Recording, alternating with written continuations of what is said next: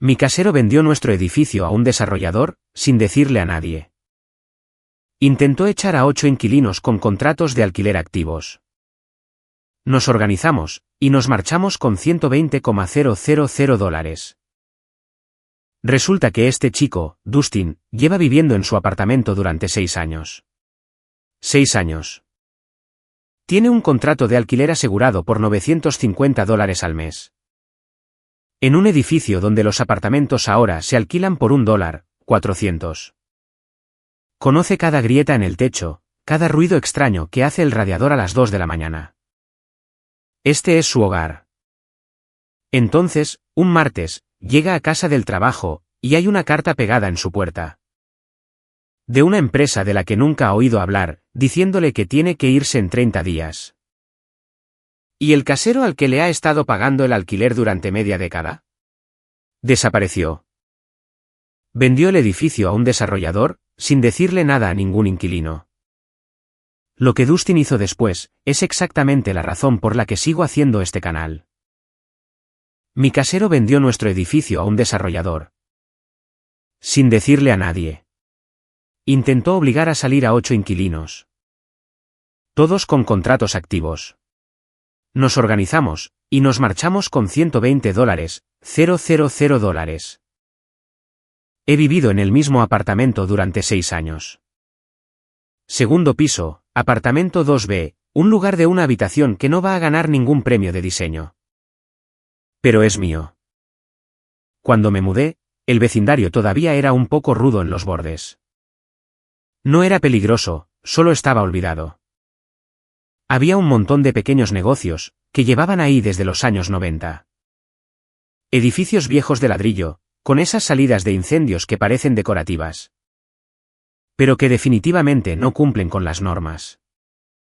El tipo de zona donde puedes escuchar a tus vecinos viendo Jeopardy, a través de las paredes. El alquiler era de $950 al mes, lo cual, incluso en ese entonces, era un buen trato para la ciudad. Ahora, apartamentos similares en la misma cuadra están rozando los $1,450 fácilmente. Algunos de los edificios más nuevos, a un par de calles de distancia, están cobrando $1. 700 por un estudio. ¿Un estudio? Trabajo como coordinador de envíos, en una empresa regional de distribución de alimentos.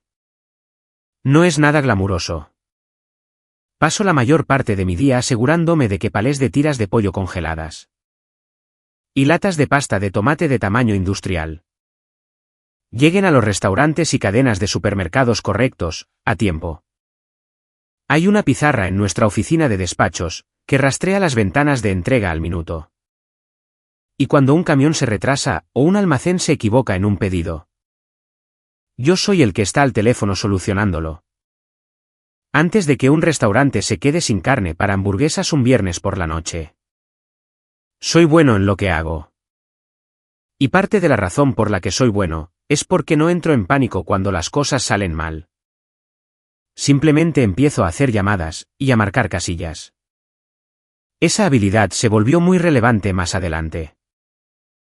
Mi casero era un tipo llamado Bill. Un hombre mayor, de unos 60 y tantos años, que era dueño de 3 edificios en la zona. Bill no era el mejor casero del mundo. Tardaba una eternidad en arreglar cualquier cosa. Siempre tenía alguna excusa sobre que las piezas estaban agotadas. O que el fontanero estaba ocupado durante semanas. Una vez, el grifo de mi cocina estuvo goteando durante 2 meses. Antes de que lograra traer a alguien.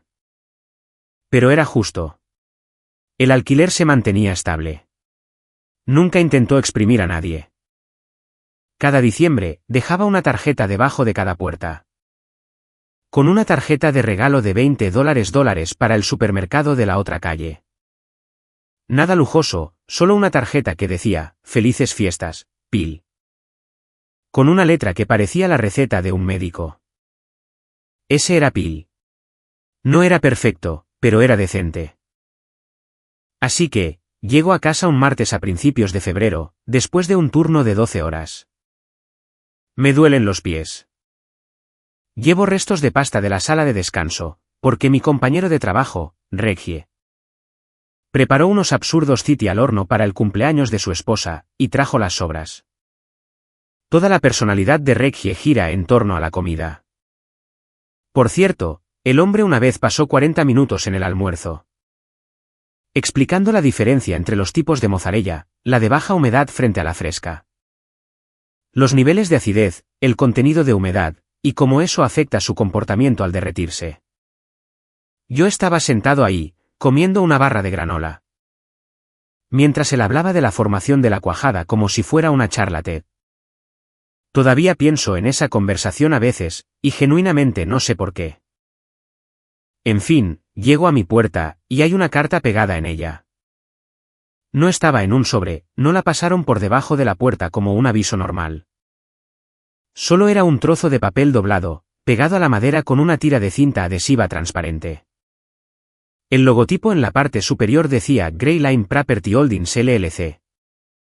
Nunca había oído hablar de ellos. La carta decía que el edificio había sido adquirido y que los inquilinos debían prepararse para desalojar en 30 días. Había un número de teléfono en la parte inferior, y una dirección de correo electrónico genérica. Algo así como info@graylineholdings.com. Sin la firma de una persona real. Sin mencionar a Pil. Nada sobre nuestros contratos de alquiler. Nada sobre lo que significaba realmente, en un sentido legal, eso de prepararse para desalojar. Me quedé en el pasillo, leyéndola 3 veces. Al principio, la verdad, pensé que era una estafa. Como esos avisos falsos que la gente pega en los coches en los estacionamientos. Para que llames a algún número donde te venden garantías extendidas. Pero el papel era de buena calidad, grueso, no papel de impresora. El logotipo se veía profesional. Y cuando miré a lo largo del pasillo, absolutamente todas las puertas tenían uno. Llamé a la puerta de Nate, al otro lado del pasillo. Nate es un electricista jubilado, y lleva en el edificio más tiempo que yo, 9 años.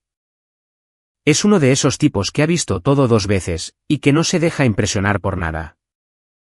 Él ya había leído su carta. Solo levantó el papel, y me dijo, ¿te puedes creer esto? Ambos intentamos llamar a Pil. Directo al buzón de voz. Le mandé un mensaje de texto. Nada. Volví a llamar a la mañana siguiente. Nada. Pil se había esfumado, como un mago que acaba de hacer su propio acto de desaparición. Esa noche, me senté en la mesa de mi cocina con mi portátil. Y un plato con las sobras de los City de Reggie. Y busqué información sobre Gray Line Property Holdings. Estaba registrada, desde hacía unos 8 meses, como una LLC. El agente registrado era un tipo llamado Greg Lassie. Busqué su nombre, y en menos de 10 minutos, ya tenía la imagen completa. Greg Lassie era un desarrollador inmobiliario. No uno grande, no una máquina corporativa con un horizonte lleno de grúas de construcción. Era un inversor de nivel medio. Que compraba edificios residenciales viejos en vecindarios que empezaban a aburguesarse. Los vaciaba. Convertía los apartamentos en unidades de lujo con encimeras de granito y puertas de granero en los armarios. Y los revendía, o los alquilaba, al doble o al triple de su precio original. Tenía un patrón de conducta. Ya le había hecho esto, al menos, a otros 4 edificios en diferentes partes de la ciudad durante los últimos 3 años. Y la estrategia era siempre la misma. Comprar el edificio silenciosamente a un casero a punto de jubilarse. Tratar de expulsar a los inquilinos existentes rápidamente, renovar todo de arriba a abajo. Y subir los alquileres por las nubes. Para una nueva cosecha de inquilinos que creen que el ladrillo visto y los azulejos de metro valen $2. $400 al mes. Encontré un artículo de noticias locales, de hace 2 años, sobre uno de sus edificios anteriores. Los inquilinos de allí le dijeron al reportero que él les había hecho la vida imposible. Hasta que todos se fueron. Enviaba contratistas a las áreas comunes, a las 6 de la mañana, con herramientas eléctricas. Dejaba que las solicitudes de mantenimiento se acumularan durante semanas. Una mujer dijo que se quedó sin calefacción durante 3 semanas, en pleno enero. Y cuando llamó al número de administración, le dijeron que el edificio estaba siendo sometido a una evaluación de sistemas. Sea lo que sea que eso signifique. Al final, todos se mudaron. Ninguno de ellos recibió un solo dólar por todas sus molestias. Ese artículo hizo que algo hiciera clic en mi cerebro. Esto no era solo un edificio cambiando de manos. Esto era una estrategia de manual, una táctica probada y repetible. Diseñada para expulsar a personas comunes y corrientes de sus hogares. Y nosotros éramos los siguientes objetivos. A la mañana siguiente, llamé al trabajo, y le dije a mi supervisor que llegaría tarde. Llamé a cada puerta del edificio. Había 12 apartamentos en total, pero 4 ya estaban vacíos. Phil había dejado de llenar las vacantes durante los últimos meses, justo antes de la venta. Lo cual, en retrospectiva, era obviamente parte del trato que había hecho con Greg. 4 apartamentos vacíos significaban menos fricción para el nuevo propietario. Quedábamos 8 de nosotros. 8 inquilinos, todos con contratos de alquiler activos. A algunos les quedaban 6 meses. Unos pocos tenían más de un año. Al mío le quedaban 14 meses de vigencia. Primero hablé con Carmen, en el 3er piso. Madre soltera, trabaja como enfermera de urgencias en el hospital al otro lado de la ciudad. Tiene una hija de 7 años, llamada Lily, que va a la escuela primaria a 2 cuadras de nuestro edificio. Carmen estaba en pánico cuando llamé a su puerta. Había leído la carta la noche anterior, y apenas había dormido. Pensaba que legalmente tenía que irse. Ya estaba buscando apartamentos en su teléfono cuando llegué. Le dije que dejara de buscar. Le dije que tenía un contrato. Y que un trozo de papel pegado en una puerta no anula un contrato firmado. Pude ver cómo la tensión desaparecía de sus hombros un poquito. Luego, hablé con Joel en el 1er piso. Joel es un chico callado, de unos 30 años. Que hace algo con bases de datos para una compañía de seguros. Nunca entendí del todo el título de su puesto. Tenía como 4 palabras, y 2 de ellas eran acrónimos. Pero él asentía mucho cuando le explicaba las cosas, y hacía buenas preguntas. También había una pareja mayor, llamados Mitch y Dana, en la planta baja, y un tipo llamado Wayace, que trabajaba de noche en un almacén, y estaba dormido cuando llamé. Así que, le dejé una nota. Y algunos otros más, 8 en total. Durante la semana siguiente, comenzó la intimidación. Y uso esa palabra específicamente. Intimidación. No amenazas, no algo que pudiera señalar en un tribunal de justicia y decir: mira lo que hicieron. Era más sutil que eso. Estaba diseñado para serlo. Un contratista apareció un miércoles por la mañana, a las 6:15 am. Y comenzó a perforar en uno de los apartamentos vacíos, directamente encima del apartamento de Nate. Un taladro percutor contra el hormigón, al amanecer. Sin previo aviso a los inquilinos. Sin un horario publicado. Sin un permiso a la vista. Solo un tipo con un casco, haciendo que fuera imposible dormir, comer o pensar, en el piso de abajo. Cuando Nate bajó a quejarse, no había nadie a quien reclamarle. Ni oficina, ni conserje, ni administrador del edificio, solo el contratista. Que se encogió de hombros y dijo que le habían ordenado empezar a las 6:00. Luego, las luces del pasillo se apagaron en el 2.º piso. Ambas. Mi piso estaba completamente a oscuras después del atardecer. Lo reporté a través de la dirección de correo electrónico, la que venía en la carta de Greyline. Ninguna respuesta. 2 días después, seguía oscuro. Compré una pequeña linterna para mi llavero. Como si fuera una especie de explorador de cavernas navegando por mi propio edificio. La ironía no pasó desapercibida para mí. Un aviso apareció en la puerta principal el lunes siguiente. Impreso en papel con el membrete de Greyline. Inspección general de fontanería en el edificio. Todas las unidades deben estar accesibles el miércoles. Entre las 8:12 de la noche y las 5:12 de la noche. Se requiere que los inquilinos estén presentes. O que proporcionen una llave. Carmen casi pierde un turno de 12 horas. Porque pensó que tenía que quedarse en casa para dejar entrar a los inspectores a su apartamento. La llamé, y le dije que así no es como funcionan las inspecciones. No puedes exigirle a un inquilino que se quede sentado durante 9 horas. Esperando a alguien que podría o no aparecer. Ella fue a su trabajo. Por cierto, nunca vino ningún inspector. ¡Qué sorpresa! Todo esto era de manual. Lo sabía. Porque había pasado esa primera semana leyendo todo lo que pude encontrar en Internet sobre compras de desarrolladores y desplazamiento de inquilinos. La estrategia tiene un nombre: desalojo constructivo. Técnicamente, no desalojas a nadie.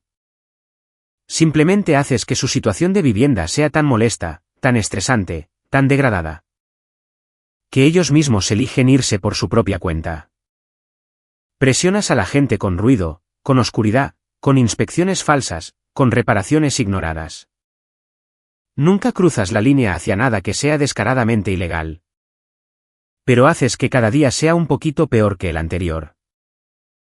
Entonces, el inversor apareció en persona. Lo llamo así, porque eso es lo que es. Greg Glacier llegó un viernes por la tarde, en una SUV negra con ventanas tintadas. Y se estacionó justo frente a la entrada principal del edificio. Como si estuviera haciendo una declaración de intenciones. Tenía tal vez unos 40 y pocos años, de complexión delgada. Llevaba un suéter de media cremallera en un tono de gris que probablemente tenía un nombre como niebla de carbón. Y unas zapatillas blancas inmaculadas. Que definitivamente nunca antes habían tocado una acera real hasta esa tarde. Tenía un chico más joven con él, que llevaba un portafolio de cuero y una tabla con pinza. Y que nunca habló. No sé cuál era el trabajo de ese tipo. Tal vez era un accesorio profesional de intimidación. Greg caminó por el edificio como si ya estuviera midiendo las paredes para demolerlas. Tenía esa forma de mirar el pasillo, el techo, los buzones, no te miraba a ti, sino a través de ti. Como si solo fueras una cosa más interponiéndose entre él y su presupuesto de renovación. Fue llamando a las puertas una por una. Yo casualmente estaba en el pasillo recogiendo mi correo, cuando llegó a la de Carmen. Pude escucharlo a través de la puerta, hablando con esta voz suave y razonable. Le dijo que el edificio iba a ser completamente renovado. Y que quedarse durante el proceso no era realista. Dijo que el trabajo sería extenso. Las paredes iban a ser derribadas, las tuberías arrancadas, y todo el edificio sería recableado. Le dijo que sería mejor para todos, especialmente con una niña pequeña. Si ella encontraba un lugar nuevo antes de que comenzara el trabajo pesado. Le ofreció $2,000 para firmar una terminación voluntaria de su contrato. Y desalojar en 45 días. $2,000 por arrancar a su hija del único hogar que la niña había conocido. Carmen me miró a través de la puerta entreabierta, después de que él se alejó. No dijo nada. No tuvo que hacerlo. Sus ojos lo decían todo. Cuando llegó a mi puerta, la abrí antes de que tocara. Sonrió con esa sonrisa ensayada, del tipo que ves en los tipos que venden tiempos compartidos. Se presentó, me dijo que el edificio tenía un potencial increíble. Y que la renovación iba a aportar un valor real al vecindario. Dijo que entendía que yo llevaba allí un tiempo. Y que quería hacer la transición lo más suave posible. Me ofreció $3,000. Le pregunté por mi contrato de alquiler. Hizo una pausa por solo un segundo, fue apenas perceptible, pero lo capté. Dijo que el contrato sería atendido. Le pregunté qué significaba eso específicamente. Dijo que su equipo legal estaba revisando todos los acuerdos existentes. Y que lo mejor que podía hacer era aceptar la generosa oferta. Antes de que el trabajo de renovación hiciera que el lugar fuera inhabitable. Le pregunté si eso era una predicción o una promesa. No respondió a eso. Le dije que lo pensaría. Me dio su tarjeta, de cartulina gruesa, en relieve, por supuesto, y se fue. Esa noche, me senté en mi cocina, y tomé una decisión. No iba a pensarlo. Iba a pelearlo. Esperen un minuto. Para los oyentes, este soy yo interviniendo, no es Dustin hablando. Necesito que asimilen lo que acaba de pasar aquí. Este tipo, Greg, el inversor, aparece en su SUV con vidrios tintados. Vestido como un villano de una película inmobiliaria que va directo a DVD. Le ofrece a una madre soltera $2,000 para que desaparezca de su casa. Y luego le dice a Dustin que su contrato legalmente vinculante será atendido. ¿Atendido? ¿Como si fuera una carta que se perdió en el correo? Hermano, ese contrato es un documento legal. No puedes atender un contrato, al igual que no puedes atender a la gravedad. Este hombre tiene una gran energía a lo Thanos, excepto que, en lugar de gemas del infinito, está recolectando apartamentos asequibles, y haciéndolos desaparecer con un chasquido. Abróchense los cinturones. Porque Dustin está a punto de ponerse en modo gerente de proyectos contra toda la operación de este sujeto. Pasé ese fin de semana haciendo algo en lo que realmente soy bueno, organizar información. Es el mismo conjunto de habilidades que uso en el trabajo todos los días. Cuando coordinas envíos para una empresa que mueve 600 palés a la semana a través de 3 estados. Aprendes cómo rastrear los detalles. ¿Quién es responsable de qué? ¿Cuáles son los plazos? ¿Cuál es el plan de respaldo cuando a alguien se le cae la pelota? No es ciencia espacial. Es solo disciplina, y hojas de cálculo. Creó una hoja de cálculo. Cada inquilino, su número de apartamento, las fechas de inicio y finalización de su contrato. El alquiler mensual, la fecha en que recibieron el aviso de desalojo. Y cada interacción que habían tenido con Gray Line, o sus representantes, hasta el momento. Saqué todos nuestros contratos de alquiler, y los leí de principio a fin. Absolutamente todos tenían una cláusula de supervivencia. Lenguaje estándar, que decía que el contrato de arrendamiento sobrevivía a la venta de la propiedad. Un nuevo propietario hereda los inquilinos existentes, y las condiciones de su alquiler. Esta no es una escapatoria oscura. Es ley básica de arrendador e inquilino. Pero Greg contaba con el hecho de que la mayoría de las personas no leen sus contratos. La mayoría de las personas ven una carta aterradora en su puerta, y empiezan a empacar. Llamé a una línea directa de derechos de los inquilinos el lunes por la mañana. La mujer con la que hablé fue útil, y directa. Confirmó lo que yo había sospechado. Greg no podía desalojarnos, solo porque quería renovar. Tenía que respetar nuestros contratos hasta que expiraran. Punto. Si nos quería fuera antes de eso, tenía que negociar. ¿Y si estaba degradando el edificio deliberadamente para presionarnos a salir voluntariamente? Eso era desalojo constructivo, y era ilegal. Dijo que, si podíamos documentar un patrón de esto, tendríamos una posición sólida. Esa llamada telefónica fue la luz verde. Organicé una reunión de inquilinos en el apartamento de Carmen, ese jueves por la noche. 7 de los 8 inquilinos apareció. Wayace, el chico del turno de noche, no pudo asistir, pero lo puse al día siguiente. Joel trajo su portátil. Nate trajo un bloc de notas legal amarillo, y un bolígrafo que parecía de 1997. Carmen preparó café, y sacó un plato de esas galletas de supermercado, con el glaseado rosa. Que saben a productos químicos y a infancia. Su hija, Lily, se sentó en el sofá a hacer sus tareas de matemáticas. Mientras el resto de nosotros planeábamos cómo evitar que nos robaran nuestro edificio debajo de nuestras propias narices.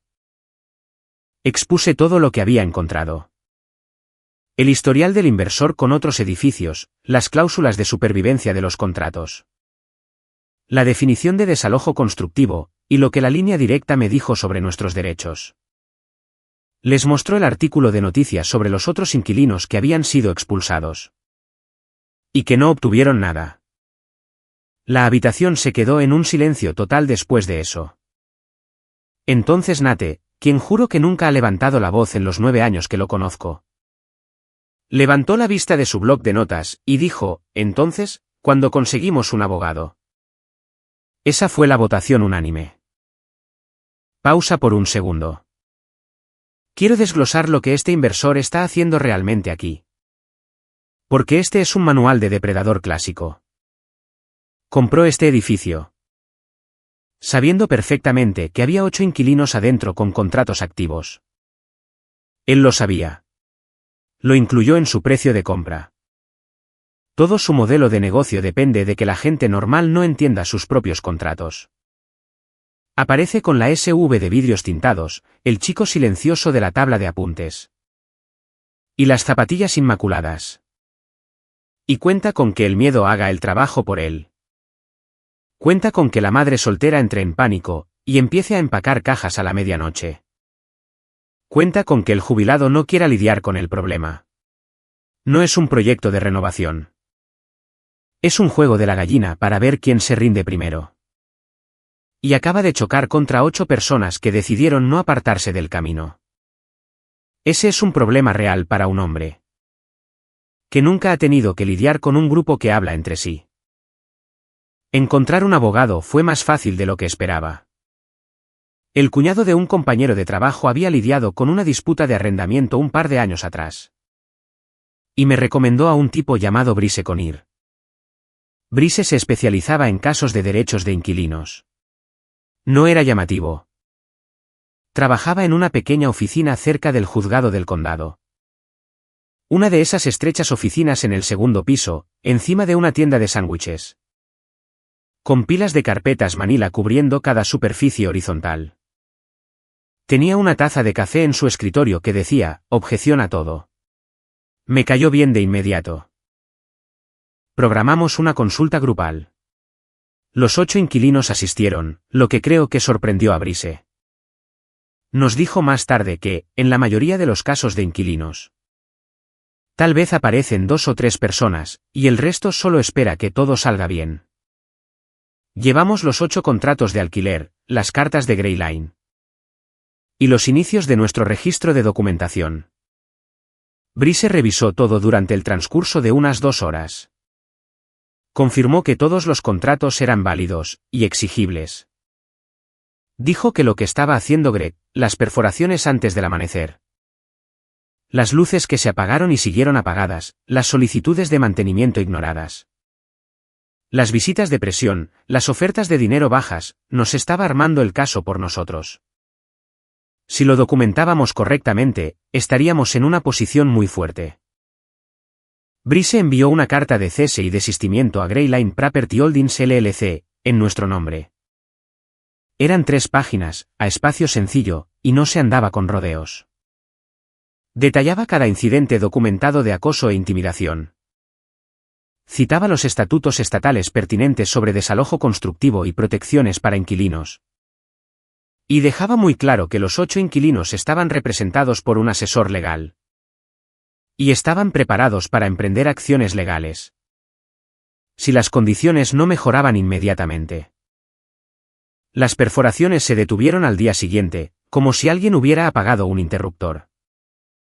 Las luces del pasillo en mi piso se arreglaron en 48 horas. Es curioso cómo funciona eso. Resulta que los problemas del edificio sí tienen solución, cuando un abogado envía una carta. Pero el inversor no había terminado. Solo cambió de tácticas. Unas 2 semanas después de la carta de cese y desistimiento, recibí un golpe en mi puerta. De un tipo diferente. No era Greg. Este llevaba un traje completo, gris carbón. Con una etiqueta con su nombre enganchada en el bolsillo del pecho. Se presentó como un consultor de reubicación, que trabajaba con Gray Line Properties. Tenía una carpeta manila con mi nombre impreso en la pestaña. Adentro había un documento de aspecto formal, una oferta de $5. $000 para terminar voluntariamente mi contrato, y desalojar en 60 días. Miré el número, y casi me echo a reír. $5,000 dólares. A mi contrato le quedaban 14 meses, a $950 al mes. La tarifa del mercado, para un apartamento comparable en este vecindario, era de al menos $1. ¿400 al mes? Probablemente más. El ahorro en alquiler que estaba obteniendo por quedarme en mi lugar actual, durante esos 14 meses. Valía más de $6,000, solo en la diferencia de precio. Antes, incluso, de incluir los costos de mudanza, depósitos de seguridad. El primer y último mes en un lugar nuevo, y el tiempo libre del trabajo para mudarse. Este tipo, esencialmente, me estaba pidiendo que pagara por el privilegio de abandonar mi propia casa. Le dije al consultor de reubicación que no estaba interesado, y cerré la puerta educadamente. No hay razón para ser grosero con un tipo que solo está haciendo su trabajo. Me enteré más tarde que visitó todas las unidades ocupadas en el edificio, esa misma tarde. Carmen me dijo que él le advirtió que la oferta era por tiempo limitado, y que, si no aceptaba en 7 días, la cantidad se reduciría. Clásica táctica de presión. Crear una fecha límite falsa, para evitar que la gente piense con claridad. Joel dijo que el tipo le mencionó que la mayoría de los inquilinos, en estas situaciones, toman la oferta pronto porque el dinero solo disminuye a partir de ahí. Una frase diseñada para hacerte sentir que ya estás perdiendo. A la mañana siguiente, envié un mensaje al chat grupal que había creado para todos los inquilinos. El asunto era simplemente, control de situación. Todos confirmaron que habían rechazado la oferta de reubicación. Los 8. Nadie dudó. Brice nos dijo que siguiéramos documentando todo. Cada interacción, cada aviso, cada carta de Greyline. Cada visita de un contratista a los apartamentos vacíos. Cada vez que algo se rompía y no se arreglaba. Cada vez que alguien de la operación de Greg aparecía en el edificio. Documentar todo con fechas, horas, y fotos cuando fuera posible. Joel, resulta que el chico de las bases de datos nació para este momento, creó un documento compartido en línea, donde cualquiera de nosotros podía agregar entradas con marcas de tiempo. Y adjuntar fotos desde nuestros teléfonos. Ese documento se convirtió en nuestra herramienta más importante. Les dije que sus habilidades serían útiles. Aunque honestamente todavía no puedo explicar qué hace en el trabajo todo el día. Algo con consultas de datos. Yo solo asiento con la cabeza. Durante el mes siguiente, el inversor probó algunos ángulos más. Envió una carta, con el membrete de Greyline, diciendo que el seguro de propiedad del edificio se estaba reestructurando, y que los inquilinos podrían necesitar obtener su propio seguro para inquilinos para mantener la cobertura. Todos nosotros ya teníamos seguro de inquilino, era obligatorio en nuestros contratos. Pero la redacción estaba diseñada para hacer que la gente pensara que su cobertura estaba a punto de desaparecer. Brice envió otra carta, señalando que eso era engañoso. Greg publicó un aviso sobre pruebas ambientales obligatorias, que requerirían que los inquilinos desalojaran sus apartamentos por hasta 5 días hábiles consecutivos. Brice respondió, en menos de 24 horas. Con una carta explicando que las pruebas ambientales no requieren el desplazamiento de los inquilinos. Y que cualquier intento de forzar a los inquilinos a salir para pruebas no programadas sería documentado como más evidencia de desalojo constructivo. Las pruebas ambientales nunca ocurrieron. ¡Qué coincidencia! Entonces, Greg empezó a intentar separar a los inquilinos individualmente. Acorraló a Joel en el estacionamiento, una tarde después del trabajo, y le ofreció $8,000 en efectivo para que se alejara de su contrato de arrendamiento en silencio. Sin papeleo, sin proceso formal, solo un apretón de manos y un cheque. Joel le dijo, no, gracias, y anotó cada palabra de la conversación en el registro compartido. En el mismo instante en que regresó a su apartamento. Luego, fue tras Miss y Dana en la planta baja. Les ofreció $10,000. Creo que Greg intuyó que eran el eslabón más débil. Dana estaba embarazada. El estrés los estaba desgastando. Y ya nos habían mencionado, a un par de nosotros, que de todos modos estaban pensando en mudarse a los suburbios cuando naciera el bebé. Fueron los más tentados, pero hablaron conmigo, con Nate y con Carmen, antes de tomar ninguna decisión. Y, después de escuchar que todos los demás se mantenían firmes, decidieron quedarse en el grupo. Eso es lo que hace un grupo. Te sostiene, cuando tus propias piernas están temblando. Creo que eso fue lo que más le afectó a Greg. Estaba acostumbrado a trabajar con individuos aislados. Las personas aisladas se asustan. Las personas aisladas aceptan ofertas bajas, porque no saben lo que les ofrecieron a sus vecinos. Las personas aisladas piensan que son las únicas pasando por eso. Pero no estábamos aislados. Teníamos un chat grupal con confirmaciones de lectura. Teníamos un documento compartido con 73 entradas. Teníamos un abogado que contestaba su teléfono. Teníamos una hoja de cálculo. Esperen, esperen, esperen. ¿Podemos apreciar por un segundo lo que está pasando aquí?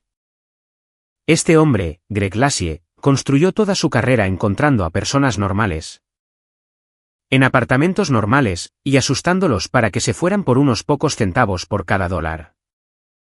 Lo ha hecho 4 veces antes. 4 edificios, y todas las veces funcionó. ¿Y ahora? Se está estrellando de frente contra un coordinador de envíos con una hoja de cálculo codificada por colores. Un electricista jubilado que recableó casas durante 40 años y no se deja impresionar por tu SV. Un chico de bases de datos que construyó un sistema de documentación que pondría celoso a un bufete de abogados. Y una enfermera de urgencias que pasa sus turnos manteniendo a la gente viva bajo presión real. ¿Qué sigue, Greg? ¿Vas a enviar un dron a sus buzones? ¿Soltar un enjambre de abejas entrenadas en el vestíbulo? ¿Instalar una máquina de niebla en el sótano? Este hombre le está lanzando todo su manual de estrategias a una pared. Y absolutamente nada se le queda pegado. A los 3 meses de todo este asunto, Brice me llamó un miércoles por la tarde. Yo estaba comiendo un salteado sobrante y viendo un documental sobre logística de contenedores de envío. Sí, lo sé. Veo contenido de trabajo por diversión. No me juzguen. Cuando mi teléfono sonó, Brice me dijo que había estado en contacto con el asesor legal real de Greyline. No Greg con su tabla de apuntes y sus tarjetas de presentación en relieve, sino un bufete de abogados de verdad que Greyline había contratado específicamente para esta disputa. Querían hablar de un acuerdo. La razón era simple. La exposición legal se estaba acumulando. 8 reclamos separados por desalojo constructivo, todos respaldados por evidencia documentada. Posibles violaciones de habitabilidad, y los intentos de compra individual, que podrían caracterizarse como coerción o intimidación. Si esto iba a los tribunales, no solo sería caro para Greg. Sería público, habría artículos de noticias, registros judiciales, grupos de defensa de inquilinos cubriendo la noticia. Y para un tipo, cuyo modelo de negocio entero depende de operar en silencio, mantenerse fuera del radar, y asustar a la gente antes de que se organicen. La atención pública es veneno. Veneno absoluto. Brice organizó una reunión. No en la oficina de Greg, no en una sala de conferencias neutral. En la oficina de Brice, encima de la tienda de sándwiches, en nuestro territorio. Greg apareció con su abogada. Una mujer con un traje azul oscuro que claramente sabía que la situación no favorecía a su cliente. Esta vez no hubo ningún tipo con una tabla de apuntes. Tampoco hubo zapatillas blancas inmaculadas. Greg llevaba zapatos de verdad, lo cual noté porque sentí que era lo primero honesto en él. Las negociaciones tomaron 3 sesiones, repartidas en 2 semanas. Yo asistí a las 3, porque Brice quería al menos un representante de los inquilinos presente. No voy a repasar cada detalle porque, honestamente, gran parte fue un árido intercambio legal sobre estatutos y precedentes. Y sobre qué constituye un patrón de comportamiento. Pero el núcleo de todo era simple: Greg nos quería fuera. Nosotros teníamos el derecho legal de quedarnos.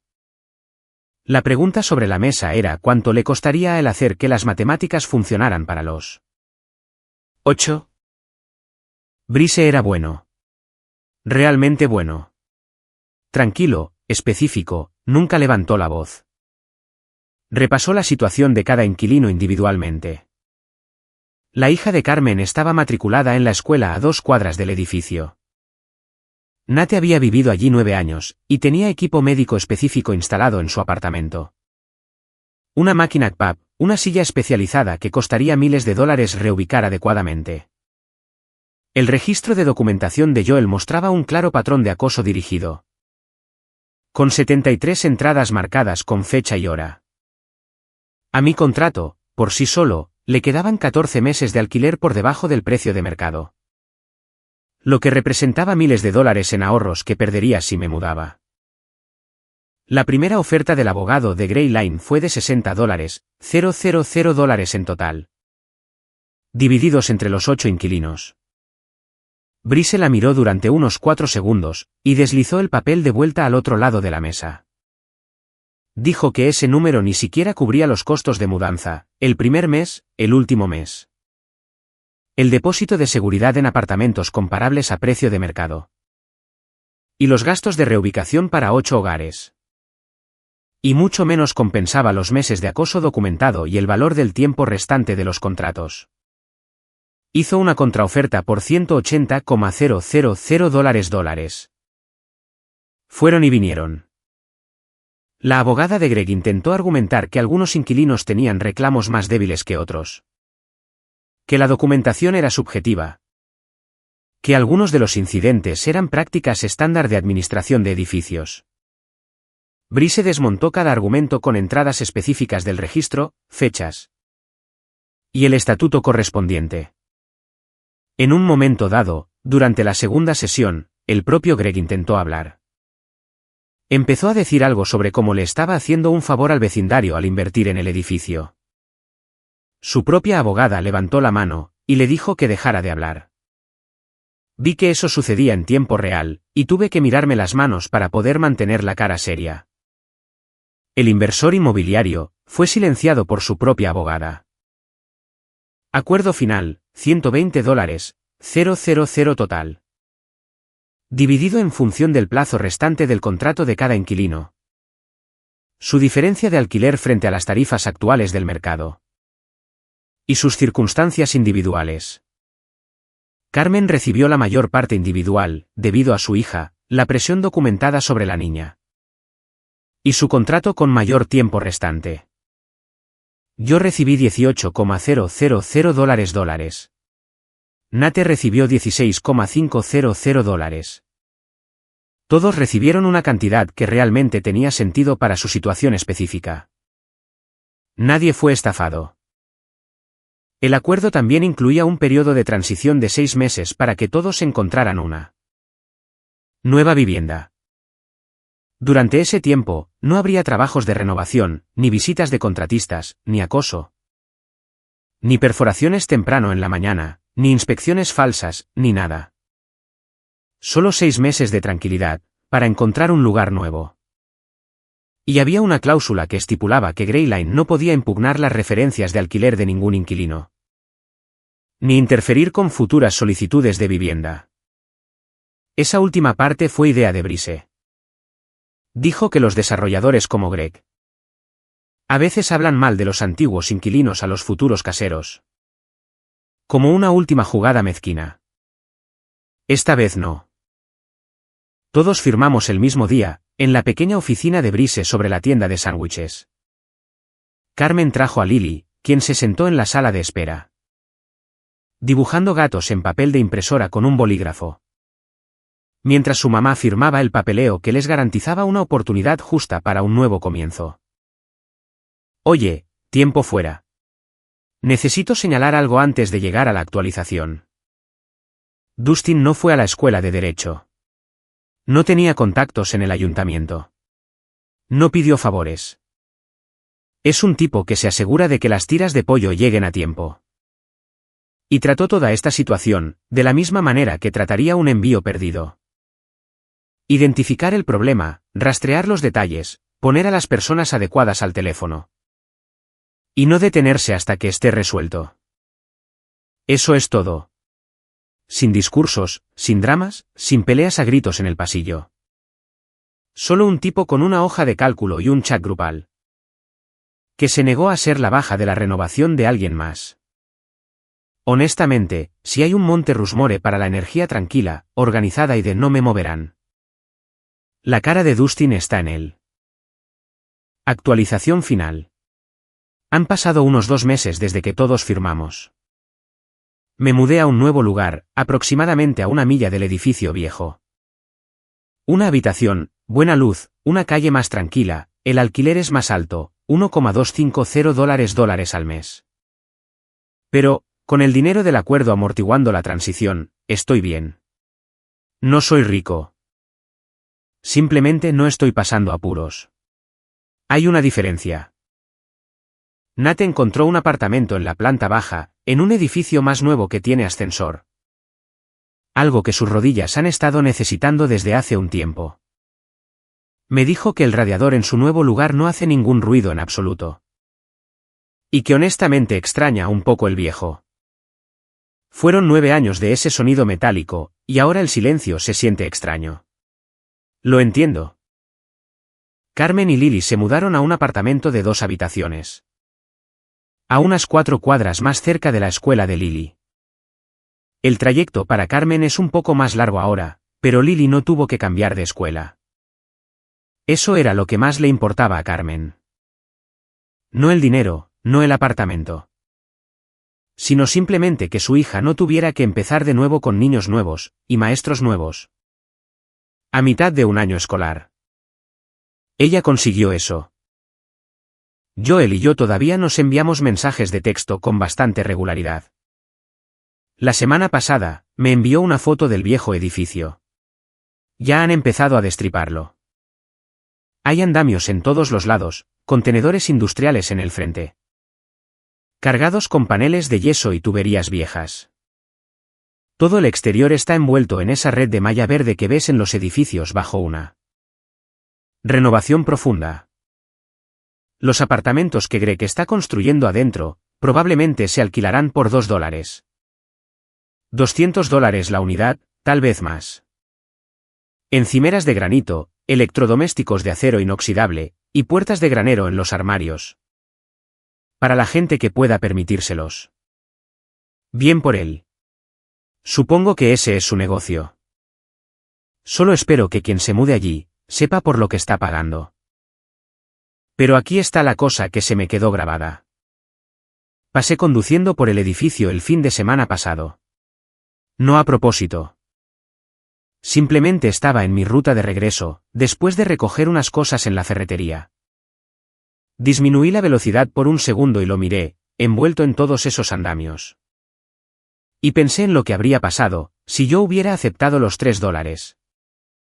$000 aquel viernes por la tarde, y me hubiera ido. Carmen probablemente habría aceptado los $2,000, porque pensaba que no tenía opción.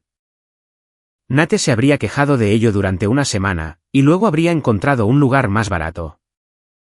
Joel se habría reubicado en silencio, sin decir una palabra. Mitch y Dana se habrían enfermado de estrés por esto durante meses. La única razón por la que las cosas salieron como salieron, es porque nadie se rindió estando solo. Nos rendimos juntos. Espera, no, eso no está bien. No nos rendimos en absoluto. Nos negamos a rendirnos. Ese es todo el punto. Como sea. ¿Saben a lo que me refiero? Hay una cosa sobre la que nunca obtuve una respuesta clara, y todavía me molesta un poco. Mitch y Dana tomaron su parte del dinero del acuerdo. Y se mudaron a un suburbio a unos 20 minutos de la ciudad. Dana tuvo al bebé unas semanas después de instalarse, un niño. Pero Mitch dejó de responder al chat grupal, una vez que se mudaron por completo. No sé si pasó algo entre ellos. O si simplemente él quería un corte limpio de cualquier cosa conectada a ese edificio. Le mandé un mensaje de felicidades cuando nació el bebé. Y recibió un emoji de pulgar hacia arriba como respuesta. Eso fue todo. Sin palabras, solo un pulgar hacia arriba. Espero que estén bien. Pienso en ello a veces. En fin, todavía tengo el número de Brise guardado en mi teléfono. Todavía tengo la hoja de cálculo en mi portátil, con todas las pestañas, todas las entradas. Y toda la codificación de colores. Y todavía tengo el aviso original de desalojo en 30 días, el de Grey Line. Doblado en el cajón de mi escritorio. Lo guardo como un recordatorio. Alguien puede comprar tu edificio, pero no puede comprarte a ti. No si sabes lo que firmaste.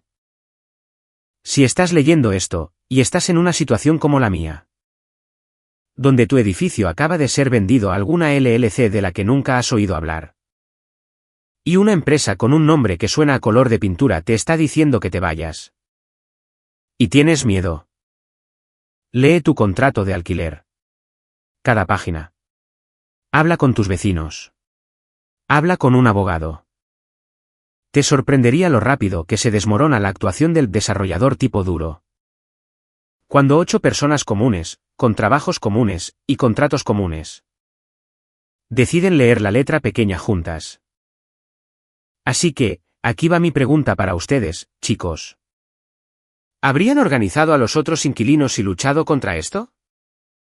¿O habrían aceptado la oferta inicial y seguido adelante con sus vidas? Y sean honestos. ¿Habrían confiado lo suficiente en sus vecinos, como para mantener la línea con ustedes? Porque esa fue la parte más aterradora para mí. No fue Greg, ni los asuntos legales, ni el dinero. Era preguntarme, todos los días, si alguien iba a rendirse.